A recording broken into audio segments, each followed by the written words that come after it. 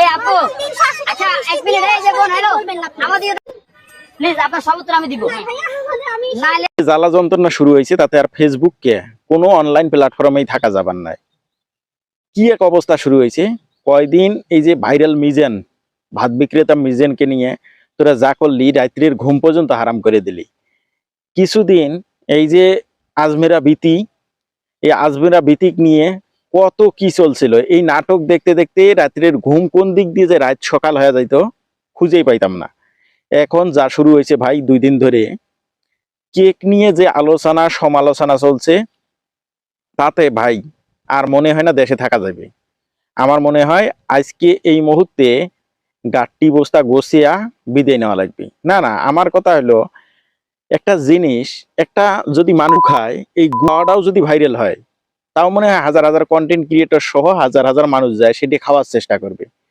আমি একটা জিনিস বুঝি না যে যেটাই ভাইরাল হয় সেটাই মানুষ খাওয়ার জন্য এতটা উঠে পড়ে লাগে বা এতটা ব্যস্ত হয়, কিভাবে আসলে সম্ভব আমি বুঝি না। এখানে একটা জিনিস লক্ষ্য করলাম যে মিজেনের ভাতের হোটেলে প্রথম কিছুদিন প্রচুর পরিমাণ মানুষজন গেল।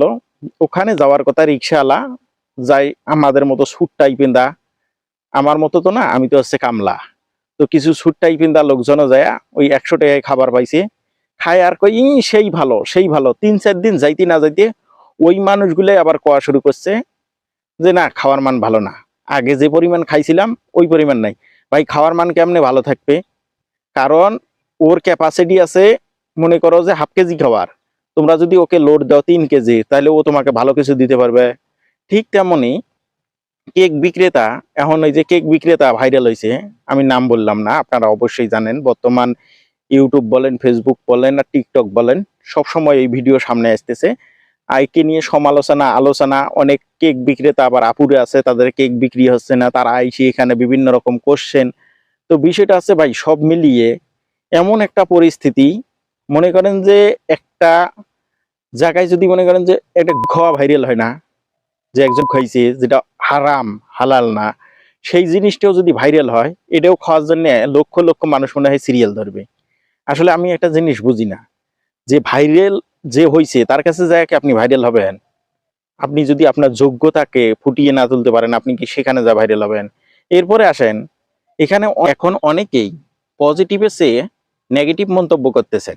কেন রে ভাই তোরাই তো আগে তাকে প্রমোট করছিস, তোরাই তো আগে যায় ওখানে হাজার হাজার মানুষ যা ভিডিও করছিস প্রমোট করছিস, ও সেই ভালো সেই স্বাদ অসাধারণ, তো এই প্রমোট গুলো তো তোরাই করছিস, এখন তোরাই আবার নেগেটিভ কমেন্ট করতেছিস যে এখন যে পরিমাণ আমাদেরকে কেক দিচ্ছে, একটা কেক 800 টাকা বিক্রি করছে, ওই কেকের মূল্য 240 থেকে 30 টাকা, হলে বার্থডে কেকের মতো বার্থডে কেক যেমন আমরা খাইছিলাম ঠিক তেমনই, তো তেমনই হলে সেখানে যা খায়া প্রমোট করছিস কেন?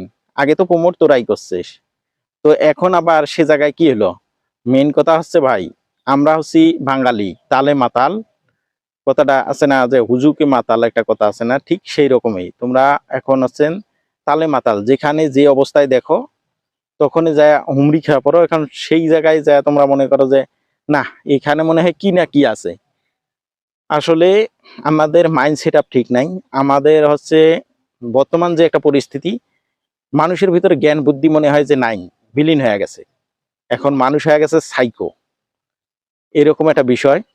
দেখেন অনেক ভালো ভালো ভদ্রলোকও যায় সেখানে, ওই 100 টাকার খাবার 100 টাকায় কেক পাওয়া যাচ্ছে, 800 টাকার দামের কেক একবারে কিনিয়ে নিতে খাওয়ার পান নয়, তো ওখানে যায় যদি এক টুকরে খাইতে পারি, এক টুকরে খাওয়া শেষে কমেন্ট করি কি, তো এটা তো হচ্ছে 30 টাকা 40 টাকার কেক 100 টাকা দিয়ে খেলাম। আরে ভাই 30 টাকা 40 টাকা যদি কেক হয়, আমরা তো একজনের কাছ থেকে শুনলাম যে এটার মান ভালো না, তাহলে কেন আবার আমরা সবাই যাচ্ছি ওখানে? আমাদেরকে একটা নেশায় পাইছে কিভাবে ভাইরাল হবো, কেমনে ভাইরাল হবো। আর তোমাদের জ্বালায় কিছু হলুদ সাংবাদিক আছো, তোমাদের জ্বালায় ভাই আসলেই অনলাইনে ঢোকার মতো কায়দা নাই। অনলাইন এখন গোসাই টোসাই থুয়ে দেশের বাইরে চলে যাব, তোরা যা শুরু করছিস তাতে দেশের বাইরে চলে যাব।